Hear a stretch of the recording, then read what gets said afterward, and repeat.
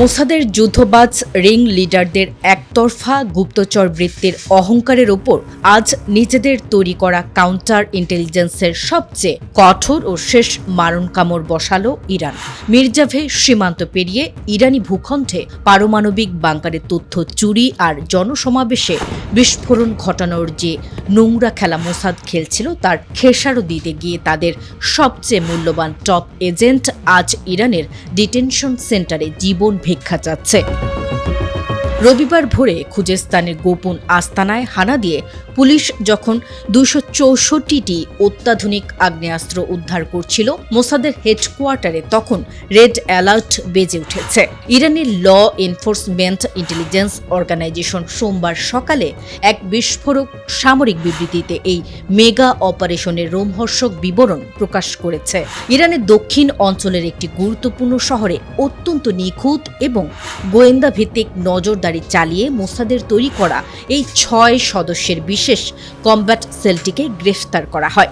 এই সন্ত্রাসী চক্রের মূল রিং লিডার সরাসরি একটি বড় সন্ত্রাসী সংস্থা থেকে বিপুল পরিমাণ অর্থনৈতিক সাহায্য লাভ করে ইরানে এই অপারেশনাল সেলটি গঠন করেছিল।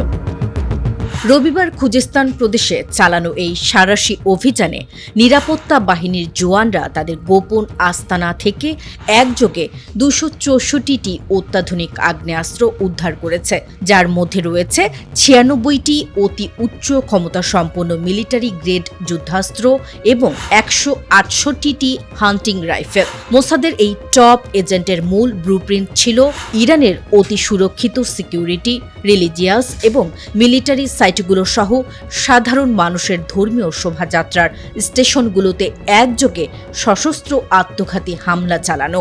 ইরানি কর্তৃপক্ষ আরও নিশ্চিত করেছে যে এই মেগা নেটওয়ার্কটি ধরার ঠিক 3 সপ্তাহ আগে দক্ষিণ পূর্ব ইরানের মির্জাভে সীমান্ত ক্রসিং দিয়ে পাচারের সময় মোসাদের 3টি অত্যন্ত শক্তিশালী বিস্ফোরক ডিভাইস বা আইইডি সফলভাবে ইন্টারসেপ্ট এবং কনফিসকেট করে তাদের গোয়েন্দারা। কিন্তু আসল মনস্তাত্ত্বিক বিস্ফোরণটি ঘটেছে অন্য জায়গায়। গত 28শে ফেব্রুয়ারি যখন মার্কিন যুক্তরাষ্ট্র এবং ইসরায়েলি শাসন গোষ্ঠী একতরফাভাবে ইরানের বিরুদ্ধে যুদ্ধ শুরু করে, তখন থেকে 13ই এপ্রিল 2026 সালের মধ্যে পুরো ইরান জুড়ে অভিযান চালিয়ে মোসাদের পাচার করা মোট 2800টি উন্নত মিলিটারি গ্রেড ওয়েপন উদ্ধার ও জব্দ করেছে তেহরানের আইনশৃঙ্খলা রক্ষাকারী বাহিনী।